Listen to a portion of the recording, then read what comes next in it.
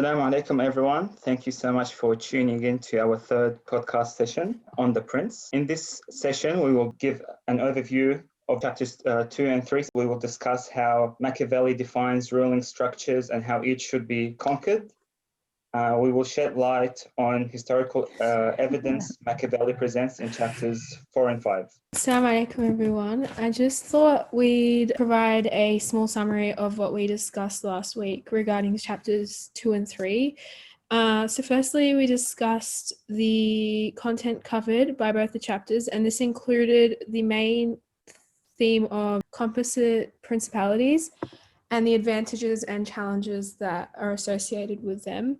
Machiavelli claims that composite principalities are difficult to maintain, and the sources of those difficulties include false promises of the new prince, occupation from enemies, as well as allies that can't be kept as friends that are hard to satisfy, and that the prince will not be able to use strong measures against their allies, as they will still need them, as they're not strong enough to go without them.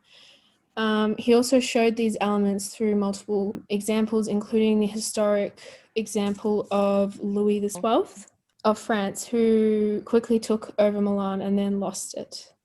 Machiavelli points out the mistakes that he made, the first being that he eliminated minor powers, he increased the strength of one of Italy's greater powers, he brought in foreign powers, and he didn't settle or live in the country, and he didn't establish colonies, as well as depriving the Venetians of all of their power. Another element involved when discussing mixed or composite principalities is the importance of language and customs, laws, and also location. And Machiavelli makes the comparisons with the prince's strategy in a region that has similar language and culture and customs, where versus a region that has different cultures and languages and stuff like that. And yeah, that's pretty much a summary of last week's. Sounds good, mashallah. We'll do a summary of chapter 4. I'll try to give a brief summary on chapter 4, inshallah. The main theme in this chapter, he basically, Machiavelli addresses the difficulties that the prince might face in acquiring a new principality, and the method in preserving them. So he gives two main examples. So the first, two main methods. So the first method is where you have the constitution of that state being the prince and its ministers. And so those ministers are basically elected by the prince through his permission. So in this scenario, we have only a single authority. And in such a state, Machiavelli states that it's difficult to conquer or seize or occupy such a state. However, once it's conquered, once it's occupied, it's very easy to control. And then he moved to the other example where government having a constitution of the prince as well as barons. So, or in some translation, he uses the words nobles. So those nobles normally having their rank not given to them by the prince, rather by their families, because they are sort of come family after another, and they have their own lands, they have their own supporters, and sort of they're deeply rooted in the government. And so the prince doesn't have the complete or single authority as opposed to the first method. So basically, barons have a say, if you like, in the government. And in this scenario, as opposed to the previous scenario, it's really easy to conquer or occupy this type of principality. When you conquer it, you think like it's easy to have them. But once this estate is occupied, it's really hard to control it, and the endless difficulties arise given the type of constitution of such a state. When he's talking about these two different systems, he kind of calls the first system where there's one authority, like the Ottoman Empire or the Turkish system. And then the system where you have the king and then the barons or the nobles, he calls it like the French Empire. So we'll call it the French system. And then he uses three predominant examples to explain the successes and also the failures of the princes who did not understand these systems and went to conquer lands which preserved or contained different political structures. The first example he goes through, which is the predominant example in this chapter, is that of Alexander the Great and Darius III. The second example he gives is that of the Roman Empire keeping control of its Spanish, French, and Greek states. And the last example, which is a failure, is that of Pyrrhus's conquest into Sicily. So we have to start with the first big example, which is that of Alexander. And to be able to understand this example, we need to understand the two players involved and their kind of background, because that influences the interactions they had with one another. So the first, of course, being Alexander the Great, and the second being Darius III. So Alexander the Great succeeded his father's empire when he was 16 years old. And Philip II had formed a really strong military unit for Macedonia and conquered Greece with it. When he tried to enter into Persia, he was assassinated by the Persian prince at the time. And so Alexander took it upon himself to take on his father's legacy and try to conquer the Persian Empire. So he took a lot of skill from his father, especially through the military, but another advantage Alexander had is that he was taught by Aristotle in strategy and in tactics. And another thing Alexander did for his advantage is use a lot of propaganda to gain soldiers. Unlike this, Darius III was not a direct descendant of the lineage of Persia. So what happened is Artaxerxes had an advisor named Boaga. And Boaga was this kind of devious man who wanted to rule by himself. So he killed Artaxerxes and his entire family except for one descendant named Arsus. Arsus wanted to remove the control of Boaga and attempted to remove him, but then Boaga had him murdered as well. And given that he just cut the entire royal line, he needed to find someone to success the line of Persia. He finds Darius, who has a small amount of royal blood. But this means that Darius had no kind of background or understanding of how to rule, but he did have a strong military presence. That still didn't win him any favors with the people, however, because after the murder of Artaxerxes, there was a lot of disarray in Persia and revolts against the ruler at the time.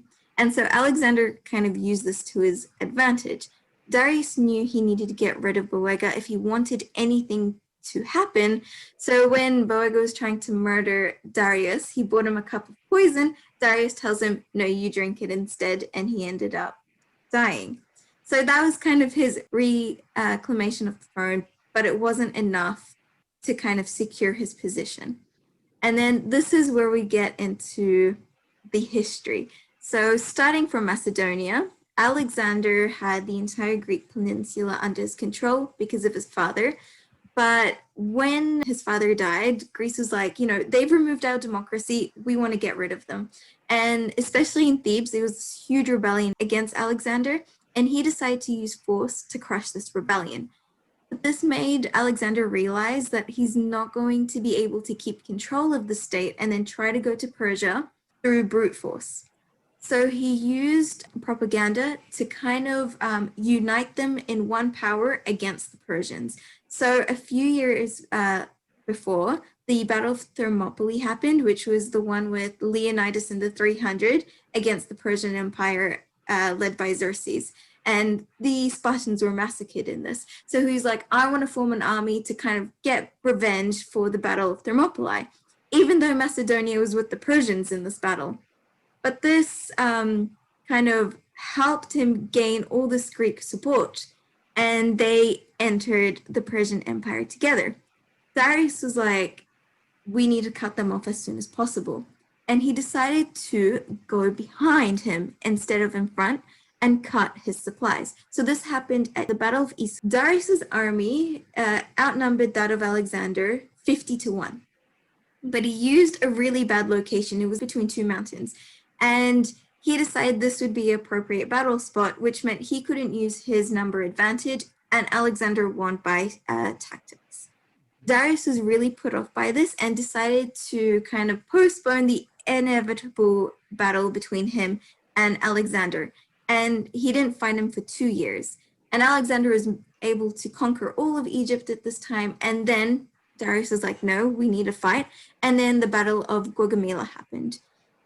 This is an open plain, so Darius was like, I can use my advantage of numbers here. But Alexander, throughout his travels into Egypt and everything, was spreading the word that Darius killed Artaxerxes. So he gained a lot of people from the Persian Empire to support him in this battle. And he was able to form a small divide in the ranks where he and his elite cavalry went through to try and get Darius and his royal guard. Darius ran away, but his cousin killed him and brought his head to Alexander. And as a reward, Alexander tortured his cousin and then executed him. And Machiavelli kind of commends this because he says a way to rule an empire which is ruled by one king is to kill the entire royal family. And that's why there was no revolts in Alexander's rule, because he was able to kill the royal family and keep the peace because of all the propaganda that he used. Unfortunately, this empire didn't last long because he died of either malaria or typhoid or poison in the palace of Nebuchadnezzar in Babylon. And then after that, his kind of empire got shattered because his army generals started to fight over it. But as a person, he did a good job, according to Machiavelli. He then talks about another positive example, but Rome was unlike the Persian Empire. It kind of was ruled like France. It had multiple barons kind of in different states. And so a lot of people revolted against the Romans. And the 3 examples he gives are the Spanish revolts, the French revolts, and the Greek revolts. The Spanish revolts were mainly 2, the first being the Second Celtiberian War, and the second being the specific example of Numantia, which is a city in Spain that fought against Rome for more than 10 years until the Romans managed to enter, raze it to the ground, massacre all the males, and take all the females as slaves. The second example of France is when Julius Caesar was taking over, and this was the Gallic War. It was around 58 to approximately 50 BC. The reason why it's approximate is because the Gallics were kind of independent tribes. They had united from 58 BC up to 52 BC, where the Battle of Alesia occurred, which was kind of a siege warfare battle, and the Romans had the advantage in sea warfare, so they completely demolished the Visigoths. But after that, the southern tribes still continued to fight the Romans, and that's why it's approximately up to 50 BC. And the last is the Greek revolt. So after kind of the dismantle of Alexander's empire, Rome was able to take over Macedonia, and the Eltonians were not having any of this. And they decided that they're going to go into Macedonia and take it back from the Romans. There was a particular battle that they did. In the dead of night, the Eltonians attacked the Romans successfully, and they kind of got cocky after that, and they're like, oh, we'll have the battle the next day. So the Battle of Corinth happened the next day, which was a complete failure for the Greek, and they decided to retreat back into Corinth. And this is when the Romans also entered it, razed it to the ground, put all the men to the sword, and took all the females as slaves. The last example he gives in this chapter, which is an example of a failure, is that of Pyrrhus in Sicily. So Pyrrhus was a ruler of one of the Greek states, Epirus. And he wanted to reconquer the old Greek colonies in southern Italy and Sicily. And he was given that opportunity because the Tatars asked for his help against the Romans. So he entered, and he was very successful in the battle in Heraclea. And then he took all of the southern states. The thing that he's commended for by Machiavelli is that he lived among the people in southern Italy. He did not live in Greece.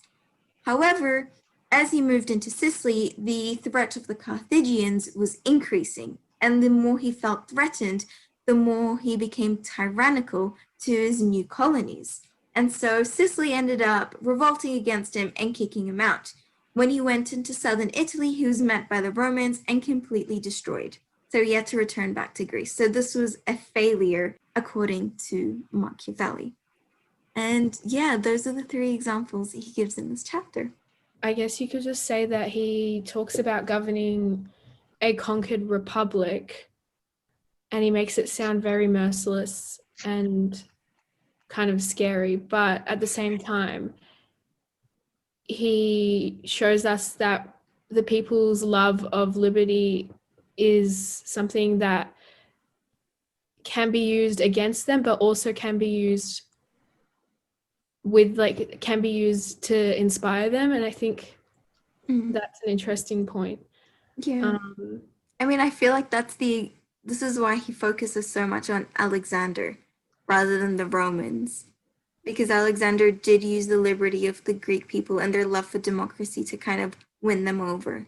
Yeah. Talking about like liberty and all this kind of stuff, I think I kind of like went off tangent maybe, because what I got from Machiavelli is that if you conquer a new state, and that's basically like what he talks about in chapter 5, he says you have 3 ways to basically win the people over.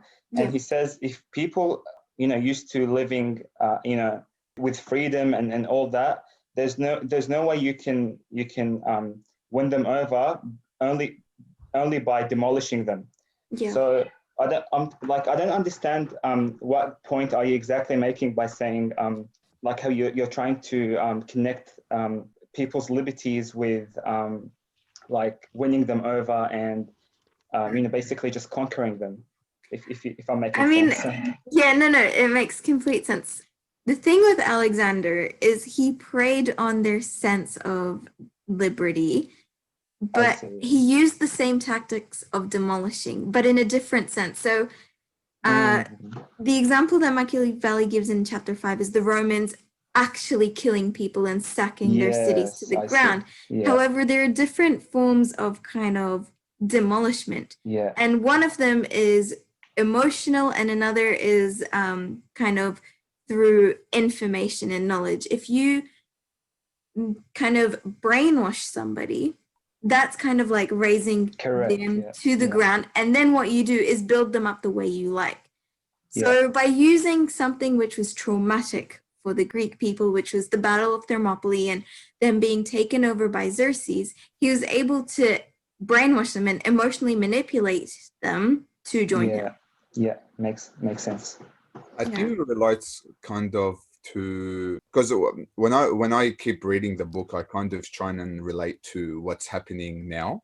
And I like as you said, they try and manipulate him like through information, through knowledge, and I think that's what's happening now. When you look at like the Middle East, for example, they're trying to take away like the knowledge and the history, and like basically for us it's religion too, away from the people, and start manipulating the people through, like, for example, social media or something like that. And so they can actually afterwards, whatever they want to show the people, they show on social media, and they make them believe it, that's happening. And that's how they actually start making the people go the way they want. I think kind of, if I'm not mistaken, this is what kind of Machiavelli tried to explain in.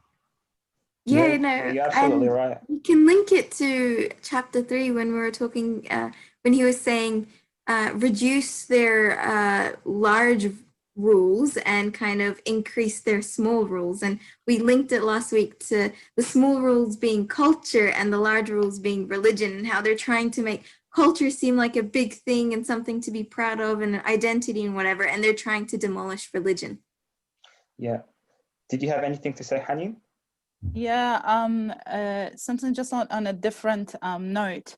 I think at the beginning when he started talking about Alexander and how like his successors didn't really face big disputes except among themselves. I found that interesting because like, this takes us to how sometimes it's sort of difficult to have people united on one opinion. I've heard or read somewhere that Imam Khomeini, rahmatullah alayhi, at one stage where there were like disputes and conflicts in the Islamic parliaments, and he went in and he saw them, like, you know, they disagreeing on different matters, and he said, like, Allah subhanahu wa ta'ala sent 124,000 prophets, and not two of them had disputes or conflict on any particular issue, and you guys not even 200, and you're having, you know, dispute and conflicts. And like the moral of the story in here is that, like, what I drew is like, it just gives me shivers how sometimes people claim to be fighting over truth, or like, you know, wanting the good and the betterment of society, forgetting that they're actually calling for themselves, and like, you know, fighting for personal gains rather than you know, for the betterment of society, and like sort of aiming towards like, you know, because like sort of their ego kicks in, and they, you know, basically calling for themselves, as I said. So yeah, do you see my point, or am I making sense? Yeah, I think this example, I mean, nowhere near comparing Alexander to Rasul, but exactly. after the death of the Rasul, the exact same thing happened. Yeah. Exactly. And I Yeah. think the disputes of the people themselves is what kind of split and destroyed the nation, and then Right. thousands of years after, Mm. it's still going. Yeah, so this wasn't a major point in the Prince, but I found it interesting because Machiavelli calls it personal gains, or in some translation he calls it like their ambitions and mutual jealousies. So this is just basically reflecting the reality of the humans, basically. They are trying to, like, as he's explaining, they're trying to win the hearts of the people with one thing, but they're doing something completely different. Yeah. You know, as like same thing relating to to our Middle East. A lot of people coming through the religion because I think, especially like in Iraq, when Saddam was lifted off, the Shia didn't have much of freedom during Saddam 35 years of ruling. Correct. So when these people came in and they got into the hearts of the people by oh, we are, you know, the followers of Amir al-Mu'minin, we're doing this, we're doing that, and look where it's taking everyone now. You know, look at the Shia Absolutely. and disputes, and you know, over something small they make this big problem out of it, and you know, every marja's followers is against one another. And I think that, like Alexander and the dispute that happened between them, that's what's happening now. Like, how many sects or how many you know, groups do we have? So it does relate to us a lot. Yeah, absolutely. And also we can relate this to the government of Imam Mahdi Ajalallah Ta'ala Faraja, inshallah. Like, maybe part of the reason why he's not coming, or like he's not appearing, because he's waiting for loyal ministers. Because when we look at Machiavelli's point, when he says that when he mentions the first principality, where you have the prince and then the ministers under him, he says this is a much powerful government to break, but once you break it, it is much easier to manipulate. So we can assume that maybe this is how the government of Imam Mahdi will be formed. So we will have the Imam, you know, at the head of the government, and we will have ministers that will go to different parts of the world. But Imam is waiting for loyal ministers. He doesn't want them to be, you know, bought with money, or doesn't want them to be loyal to other people. I feel like the whole ploy or the plan of splitting up the interests and the knowledge of Islam is so that it looks more like, say, France, where you have all these separate barons and followers to each of these barons, but then once there's a dispute or disagreement between them, they're fighting among themselves. And that's what's unfortunately happening.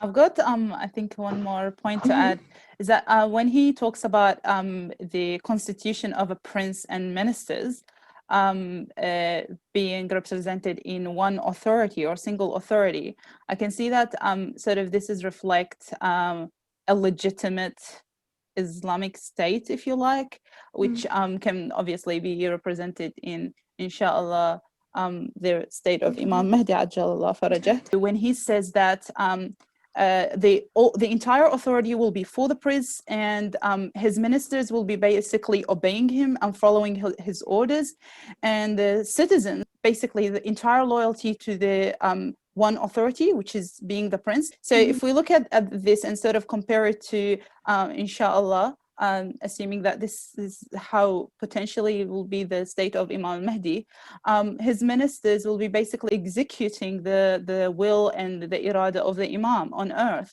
And like us, the followers, will be basically following their orders. Yeah, so basically following their footsteps because they are the ministers of Imam Mahdi. And we are loyal to Imam Mahdi because he is the representation of the will of Allah on earth, and being the Khalifatullah ala al-ard. Yeah. I mean, Machiavelli speaks of this kind of rulership. He says that the servant, he kind of makes it out to make the servants as weak. They don't have any kind of will of their own. But I think for us, it's completely the opposite. It's that we've reached such, these ministers, I'll say the 313, they've reached such a state in which their entire existence is in terms of servitude for Allah subhanahu wa ta'ala. They've, you know, accepted they are slaves and in the hands of Allah. Exactly. So it's a higher status than, you know, Machiavelli kind of just makes it seem like, oh no, you know, there's only one king and the rest it's is just only all strength, because there's only the will of Allah that's being basically role played on earth in such an example, basically. And also about the 313, they will have full submission to the Imam. So if we compare this to the story of Imam Sadiq alayhi salam, when one of his followers came to him to ask him about Islam and fiqh and stuff like that, and Imam was answering him, and towards the end the man said, why didn't you rebel against the Abbasiyin and you know, the people in power? MashaAllah, you have a lot of followers, you have a lot of companions, Yabna Rasulullah. And Imam alayhi salam said, how many people do you know? Can you count them for me? And Imam said, yes, I can't even count them. They're endless. So Imam looked at his servant. I think was it Hisham bin Hakam? I think. I can't remember the name. I think it was. Yes, that's the one. And he ordered him to go sit in the fire, in the place where they make bread. Yeah. And the guy was like amazed by the action of the man. So Imam alayhi salam continued to speak and to finish the conversation. And the guy wasn't even with the Imam. He was thinking about the guy in the tanur. After they finished the conversation, the man came out, and Imam alayhi salam said, how many people like this do you know? And the Imam said, none. No one would do that. So Imam alayhi salam said, this is why I'm not standing against the tawaghit of you know. Well, look at Ghadiriyah, for example, you know, Hajjat al-Wada. How many people did they see the Prophet sallallahu alayhi wa lift the hand of Imam Ali? But after the Rasul left, look what happened. At the point where he's trying to say to get rid of the ruling family, to sort of in the example of prince and ministers, is like once you conquer it, once you demolish the army it to a stage that they cannot repair themselves, you just need to kill or exterminate the royal family, and then or the prince family if it's not royal, and then you're all set and you can control, and that state is basically under your control because their subjects or citizens are sort of used to or accustomed to obeying the prince. But when I think about the ruling family in terms of divine selected family being ash-shajara at-tayyiba, as stated on Quran, being the example of a prophet and Ahlul Bayt alayhim salam, you can sort of see why and how the prophet and his progeny and Ahlul Bayt alayhim salam